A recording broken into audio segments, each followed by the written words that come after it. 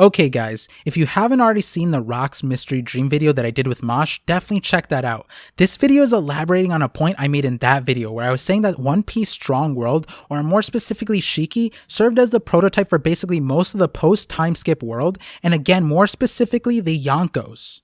Shiki embodies so many of the qualities of the Yonkos that we see in their actions and even the plot lines of the time skip. I think the plot of the movie is actually just a microcosm analogy for all of One Piece, and going even further, I think this movie fully supports all of my theories about Haki and devil fruits and emotions. So if you haven't already watched all of my videos, watch them, because I swear upon rewatching Strong World, I was literally having par vision after par vision. And so if you haven't seen my channel yet, the way I view the world is by making connections. So let me connect you to my vision, the par vision.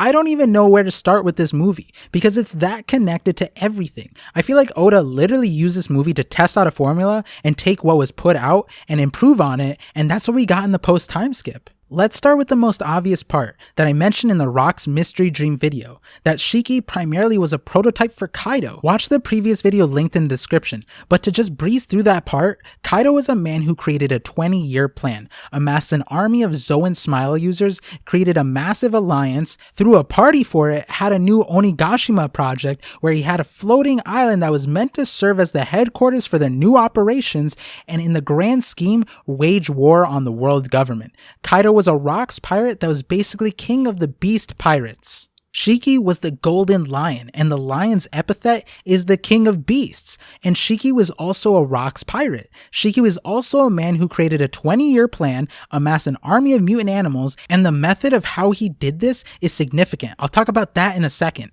Shiki also had floating islands that he was going to use to siege territory primarily in the East Blue, and was throwing a giant party, specifically a Sakazuki Cup ceremony, to announce the alliance of their fleet that was made to wage war on the world government.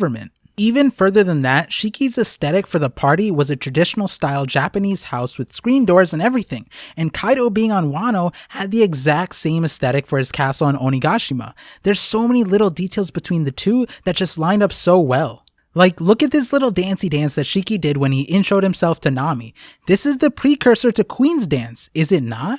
But anyways, we already talked about how both of their aspirations probably came from Rocks, and both of them meticulously planned the way they did, probably because they saw Rocks fail. But go watch that video for more details. Going back to Shiki's mutant animals, he did this by enhancing a natural plant called the IQ plant, making the SIQ medicine. So the IQ plant was a plant that enhanced the brain of the consumer and helped them evolve and adapt to their environment. I want to talk about this in a second, but so Shiki had his scientist Dr. Indigo modify it into the SIQ, which given to animals helped increase their battle instinct and made them better suited for battle. Dr. Indigo is literally Caesar, who was the guy who gave Kaido the smile fruits. So SIQ and smiles are the same thing essentially. And to push it even further, Dr. Indigo and Caesar have the same voice actor. And to push it even further, Dr. Indigo had a non-devil fruit power which would make him a devil seed user that allowed him to control gases, which is literally Caesar's devil fruit. Both of them are pretty annoying too. But besides that, let's talk about the IQ plant. I've been saying that all of my theories have been building up to the idea that devil fruits, rather than provide you straight up abilities, gives you knowledge of some sort, and this leading up to a future video of what I think devil fruits were inspired by and what their origin was in One Piece. But rewatching Strong World gave me even more confidence in my parvision. See, the IQ plants was a plant that didn't give you straight up abilities. It boosted your brain power and helped evolve you to adapt. The IQ plant was probably Oda's substitute for a devil fruit, which I'm going to point out here. Shiki monopolized all of the IQ plants, which may or may not allude to a similar occurrence in One Piece. Maybe this is supposed to represent that the world government does the devil fruits. We're still unsure, but honestly, with the knowledge of recent chapters, this may actually be the case. But another significant point that I'll bring up is that for Shiki to grow the IQ plants, the plants had to be given a significant amount of moonlight. I wonder what this means for devil fruits and if there's a possible connection there. I think I have an idea, but I'll save that for a future video. But let's talk more about the people of Mervei, the village that was basically subjugated by Shiki. They were loyal to Shiki, but out of fear. Similar to how Kaido ruled, similar to the rest of the Yonkos. They all had a no-slave policy, which again was shown here. Instead, Shiki simply kept the village under surveillance and killed the villagers who were disobedient, which again, I'm not saying is better than slavery, but certain elements are more humane than to take away people's free will like the celestial dragons do. On top of that though, Shiki also corralled the villagers using a poison called Daft Green, which countered the SIQ enhanced monsters and protected the villagers, but also kept them isolated and forced to stay within certain boundaries, forcing their further obedience to Shiki. Poisoning their citizens reminds me of Kaido again, and corralling them sounds like a different connection, which I'll bring up in a different video. But okay, one more point about these villagers in Mervei. So if you haven't watched my Zoro video yet, I explain this completely absurd theory where I think Zoro can become a natural Zoan through sheer willpower, and he might become a tiger, like without a devil fruit. He could become the Beast King like this, and I already had examples of why I think this might be the case from the manga, and then there was this crazy line in chapter 1023, but after watching this movie, I don't think this is too crazy anymore. So the citizens of Mervei were really interesting. They were people who grew wings on their arms. Not like Sky Islanders or Lunarians, it was different. And the explanation given was that it was because they wanted to fly. Essentially, fly away and to be free. The further understanding was that because this village had constant exposure to the IQ plant, which promoted adaptation to an environment, this is what tied their will to what allowed them to grow wings, and then by the end of the movie, enabled them to fly to safety. What if this is the true nature of wings in One Piece? But even more so, that IQ plant sounds like something that the Lunarians might have been exposed to that allowed them to constantly adapt to hellish environments? But even more so, the idea that willpower was able to, when promoted, allow people to grow something like wings. Keep in mind that this film was created by Oda, and at the end of this video, I'm gonna show you guys a mind-blowing line from an interview Oda had about this movie. Actually, scratch that, the whole interview was really insane. There's so many connections to this movie and what we've seen post-time skip. So let me talk about a few more things. Well, for one, let's look at more of the plot of this movie. Shiki killed his own navigator because he was wrong about an impending storm, and we know storms give Shiki PTSD because he attributes storm to a main reason for his loss against Roger. Storms being a really interesting concept in One Piece, and I'll talk about that in another video.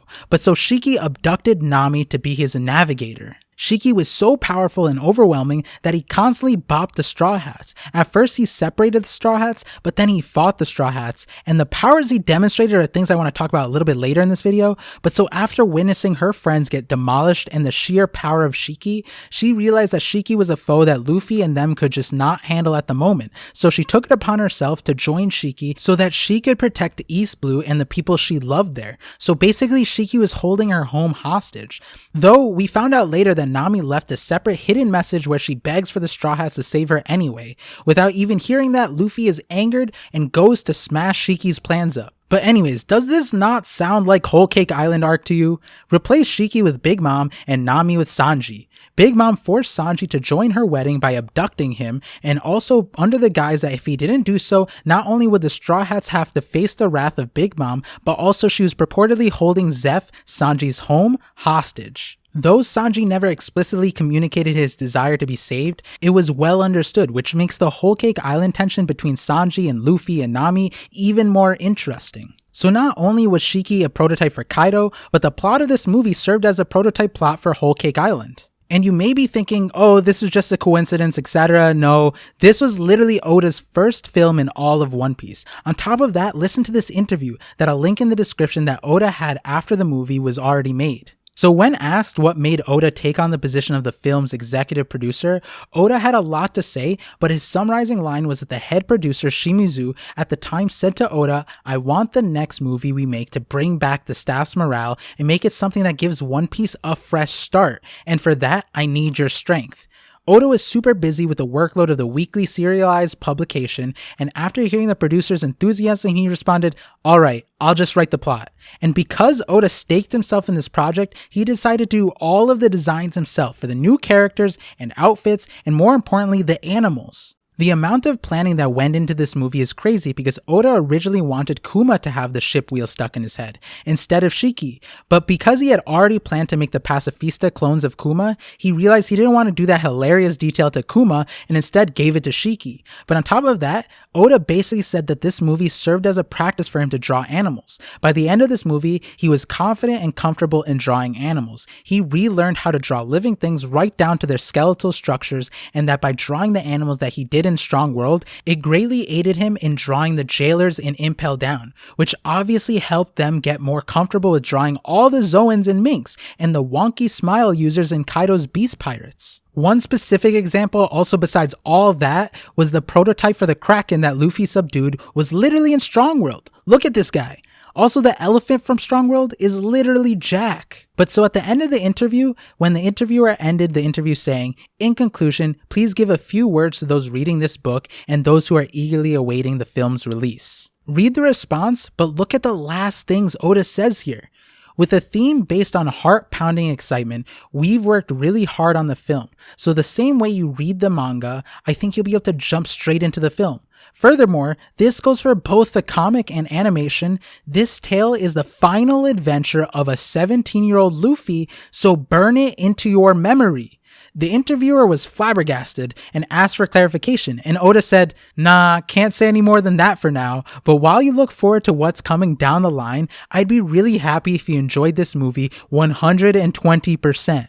Okay, Oda wanted us to burn Strong World into our memory because it was the final adventure, and I think him saying of a 17-year-old Luffy is possibly just alluding to the time skip because Luffy wouldn't be 17 years old anymore, but still, after making all of the connections from the elements of this movie to the design of pretty much all aspects of post-time skip, it makes you wonder if Strong World was actually indicative of how this Yonko stories would end, and that's why Oda would not elaborate more on that statement and wanted us to enjoy it 120% because it served as the prototype for the rest of Oda's storyline. Okay, so I wanted to save the rest of my analysis of this movie and how it may translate to how Wano ends for a different video, where I might post predictions of the end of Wano. But I wanted to touch on one last thing, because I said this movie literally encapsulated all of my theories and gave me much more confidence in my ideas. The interesting thing about this movie was that technically it shouldn't have existed.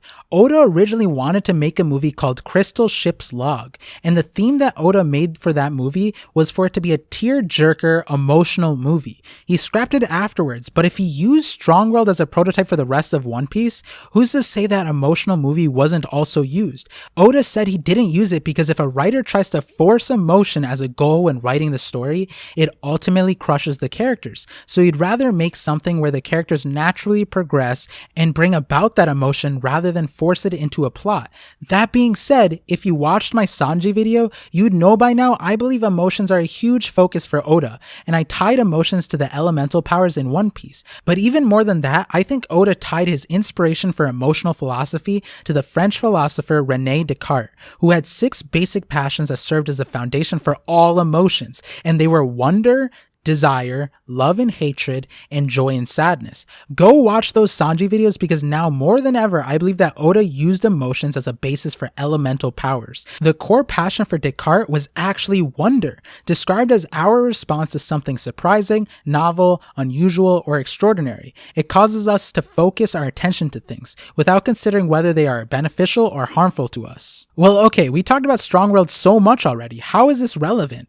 Well, guess what the French word for wonder is? It's merveille, the name of the village. And guess what those people did? They wondered about a life free from restraint, which caused them to desire and grow wings. They gained an affinity for air and flight through their wonder. So now this makes this theory canon to Parvision's emotional power theory. And I actually want to correct something.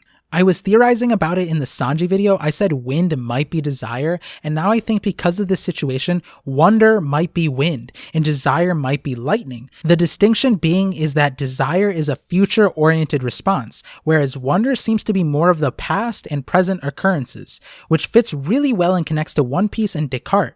If you rethink how Zoro has to cut everything, he has to wonder about their energies. Then when we see display of electricity, it seems more tied to moves that have heavy desire involved.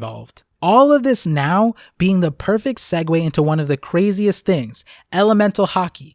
Elemental haki went nuts in Strong World. Let me explain. When I watched Strong World with the understanding of Shiki's float fruit, when he went to attack, his attacks had no devil fruit named attacks. I know that he is able to manipulate gravity on non-living objects and thereafter control how they move and float, but most of his attacks were crazier than that. He literally looked like the Avatar and was bending first earth, then air, then water. This fruit makes me want to do an analysis of its potential, but when you think of it in regards to haki and devil fruits, it seems like this is the parent fruit to so many other paramecia and logia fruits. The fact that this fruit somehow is able to command wind, so then what's the point of Caesar's gas fruit? Or Pika's fruit, which can control earth? And water? Well, we haven't seen water being commanded by anyone like this, not even fishmen. But it makes you think, based on what I was saying in my elemental haki video and Sanji video, water control may be something we see later on in One Piece. But even all of this is another connection to Kaido, as we see that he's able to make islands float with his devil fruit power and conjure up pretty much all of the elements except water and just replace that with lightning. It's interesting that Shiki doesn't seem to have the ability to command lightning, and based on what we said, lightning would be based on desire, but it seemed like he had a lot of desire, but he was also afraid of storms. I wonder if that is symbolic of something? That something is something I'll bring up in the future storm video, but because of the way Shiki was using his fruit, and Oda wanted us to burn this movie into our memory, I expect that we see this kind of fighting in the future of One Piece, and I'll give you a hint of where this video connects back to. I will cover more of this in my Conqueror Haki video, that is further down the line, probably before my Luffy video, but after my Brook video. Anyways, I hope this video gave you goosebumps, and if you guys rewatch Strong World, watch my videos before that. It's so crazy. I was thinking of doing a movie watch through for One Piece where I clip together my responses to certain elements of the movie and how they might be relevant. Keep in mind, Z and Gold are both considered films alongside this one, and Oda also directed Stampede, so maybe there's more interesting clues in all of those movies that I'll cover further down the line, and you guys will see why all of this is relevant soon in my collaboration series with MoashDMC. Go subscribe to both of us to keep up to date with the craziness we're about to enlighten you with. Oda is a literal genius, and I'm having so much fun reverse engineering the path Oda might take based on what he has shown us. Anyways, like always, thank you all for connecting with me, and I'm looking forward to connecting with you all on the next Parvision.